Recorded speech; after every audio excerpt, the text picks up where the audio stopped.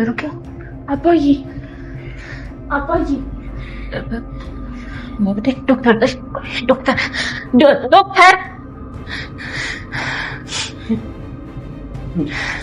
እንጃ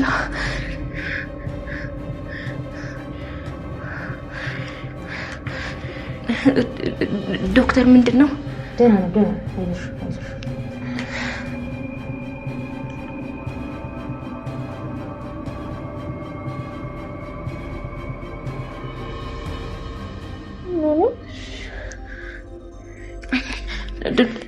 ዶክተር ምንድነው?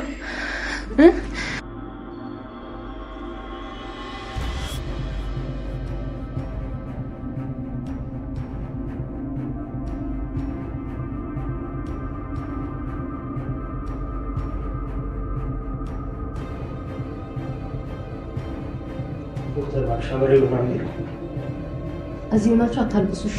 አካሜ ያስጨነቃት ነው እንዴ? ውጪ ነው። ስለዚህ ናቸው ስታወሩ ስታለቅሱ እሱ እየተጨነቀ ነው ታካሚና እዚህ ነው። እሺ አይ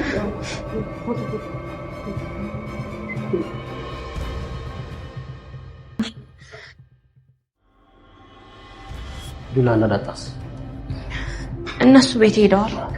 የሚበላ ምግብና ተቀያሪ ልብስ እናምጣ ብለው ሄደዋል።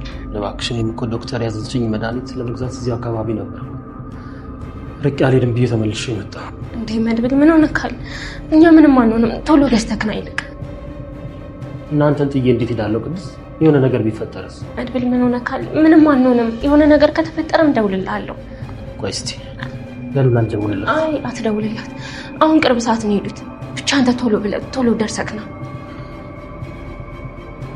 ቅድስ እባክሽ በርታ ነው። ማልቀስ ምንም አይጠቅምም። ራስሽን አውጪ። ይሄንን ግን ክፉ ጊዜ አብረን እንወጣዋለን። እኔ ደህና ነኝ። ምንም እኮ አልሆንኩም። ብቻ አንተ ቶሎ ደርሰክና። ለማንኛውም ብሩኬን ቼክ አድርጌ ነው።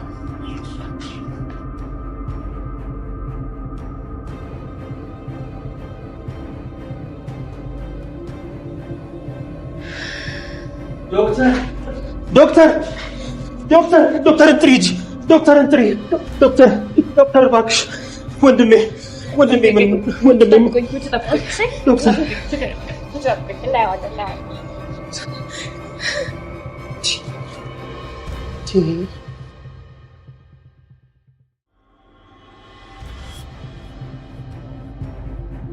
ብሩክ መሞት የለበትም የምትሉ እስቲ እጃችሁን አሳዩኝ።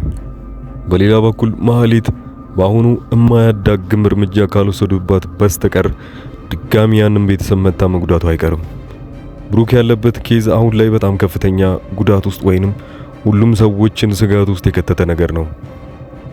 የተመረዘበትን መርዝ በጣም ጠንቃቃ ሆነው የሰሩትና ያንን መርዝ በቀላሉ የትም ማግኘት እንደማይችሉ መርዙ ወዲያውኑ እንደተወሰደ ወይንም ሰዎች ውስጥ እንደገባ ራሱን በማጥፋት ሰውየውን መግደል እንኳን ባይችል አካል ጉዳተኛ እንዲያደርገው ተደርጎ የተሰራ መርዝ ነው። ከባድ እንደሆነ ይሁት ቅድስት በዚህ ሁኔታ ላይ በጣም ያዘነችና ትልቁ የተጎዳችው ሴት ሆና ተገኝታለች። ቅድስት ገና ያኔ እሱ ታመመ በተባለበት ሰዓት ላይ እሷ እያንዳንዳቸው ሰዎች በጣም እያዘነችና ምናልባት ለዚህ ሁሉ ክፍተት እናንተ ናችሁ ተጠያቂ ያለች ብዙ ሰዎችን ስትወቅስ ነበረ። መድብልን የገዛ ወንድሙን አንተ ነህ እንደውም የገደልከው ብላ ስትቆጣውና ያኔ እሱ ላይ ሙሉ ለሙሉ ጥፋተኛ ነው ብላ ስታላክክበት ምን ያህል እንዳዛዘነቻችሁ መገመት አይከብደንም። በዛኑ ሰዓት ግን ከተረጋጋች በኋላ ያው እሱ ላይ ያደረገችው ነገር ይቅርታ ማስደረግ እንዳለባትና በጣም እንደተጸጸተችበት ለመድብል ስትናገር ነበረ። መድብል ግን በዚህ በኩል ስራ ውስጥ ተጠምዷል። ምን ማድረግ እንዳለበት አያውቅም። መድብል ከዚህ በፊት እዛ ቤተሰብ ላይ ምንም አይነት ጉዳት እንዳይደርስባቸው ከፊት ለፊት ሆኖ ሲታገል የነበረው መድብል ብቻ ነበረ። እያንዳንዳቸውን ስራዎች በጣም በቆራጥነትና በተሳካ ሁኔታ እያደረጋቸውና እየተሳካለት እንደውም እነዝና ላይ ሁላ ሲጎርርባቸው እንደነበር አይታችኋል። በአሁኑ ግን ተሸንፈዋል። የተሸነፈውም እምነት ላይ ያለውን ነገር ወይንም ያለውን ተስፋ በማሳየት ብቻ ነው። ማህሌት መጀመሪያውኑ ለመቀየር ቆርጣ በተነሳችበት ሰዓት ላይ ከራሷ ጋር እንኳን ውሸት እንኳን የሚባል ነገር የላትም ነበረ። ወደዛ ቤተሰብ ከቀረበች በኋላና ይቅርታ አድርጎ እንደሚያስታርቃቸው መድብል ከነገራት በኋላ ግን እዛ ቤት ውስጥ ያንን ሰርግ ማየት አልቻለችም። ለዛም ነበር በቀላሉ ያንን ነገር ያደረገችው።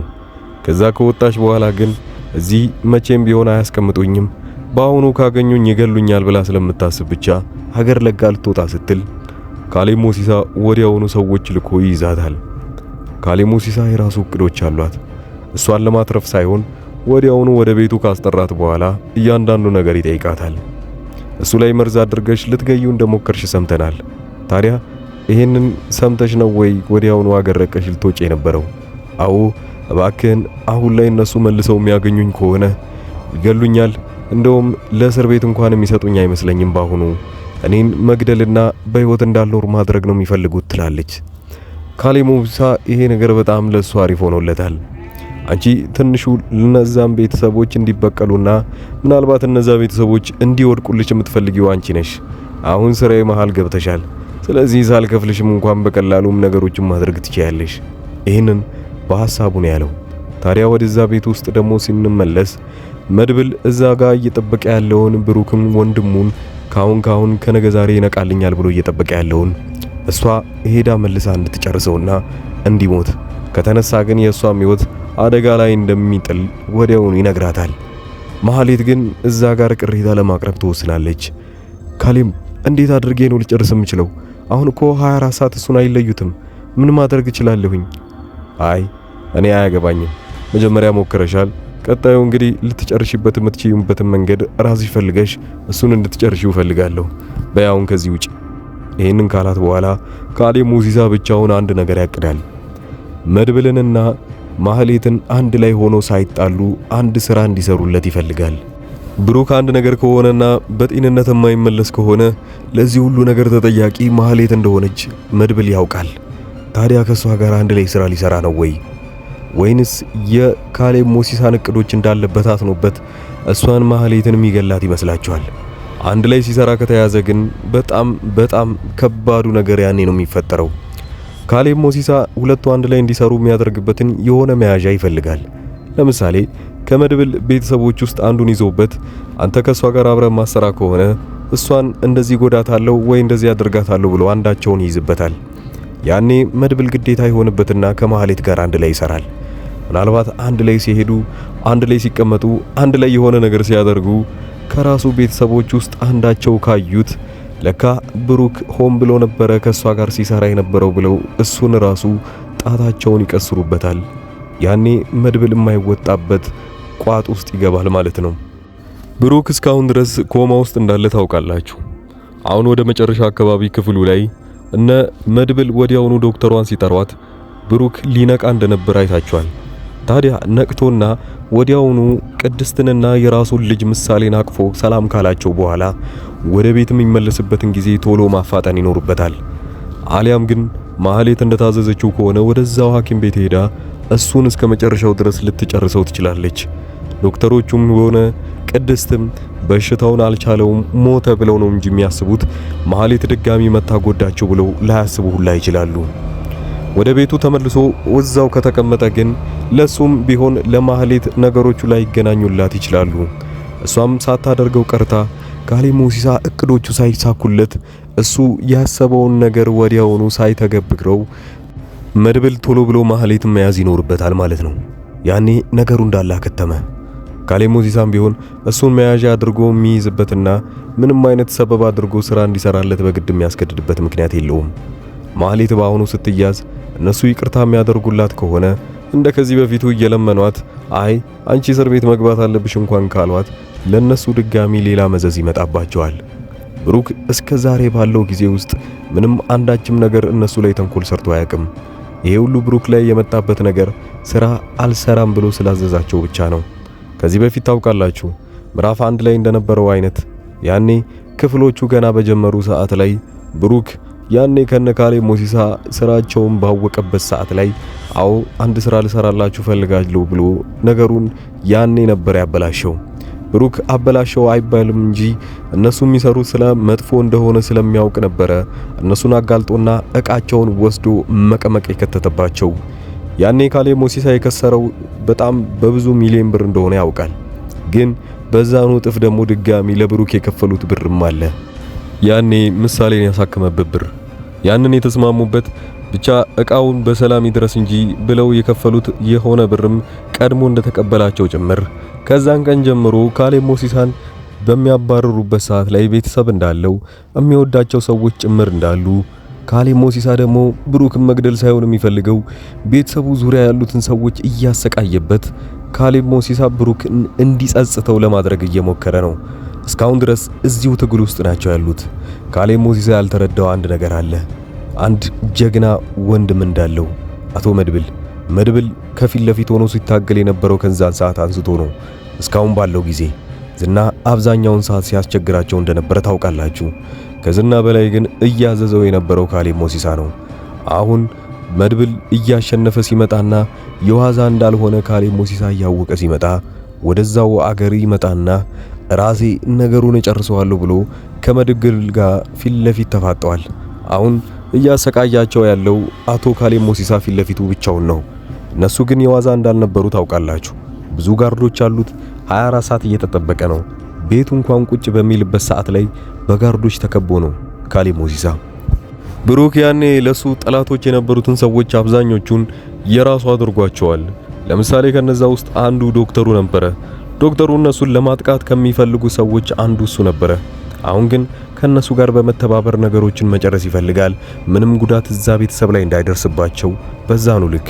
ብዙዎቻችሁ ደግሞ ቅር ያላችሁ ሰርጉ ጭራሽ መበላሸት የለበትም፣ ለምን በዚህ ልክ ደራሲው አበላሸው ብላችሁ ነበረ። ነገሩ እንደዛ አይደለም። የባሰ እንድትጓጉና ከዚህ በኋላ ምን ይፈጠራል የሚለውን እንድታስቡበት ነው። መድብል ይህንን ሁሉ ነገር አሁን እልህ ይዞት ከካሌብ ሞሲሳ ጋር ተፋጦ እስከ መጨረሻው ድረስ እንዲያጠናቅቀው ነው።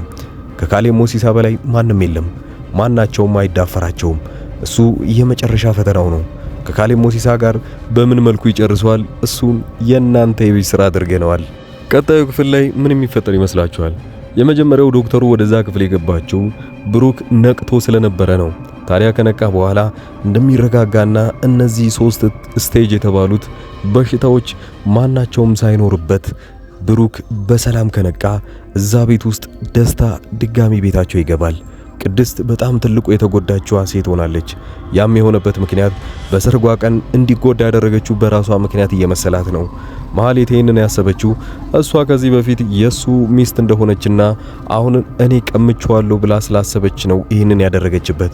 እኔ ባላገባው እኮ ብሩክ አይሞትም እያለች ስታለቅስ ነበረ፣ ገና ሳይሞት እየሟረተችበት ይመስል። ታዲያ ቅድስት በዚህ ሰዓት ላይ እንደምንም ብሎ የሚተርፍላት ከሆነና በህይወት ከተመለሰ በራሷ በኩል ምን የምታረግ ይመስላችኋል? ምሳሌ በዚህ መሃል ላይ እየተጎዳች ነው። አባቷን 10 ጊዜ እያጣች መሆን የለበትም።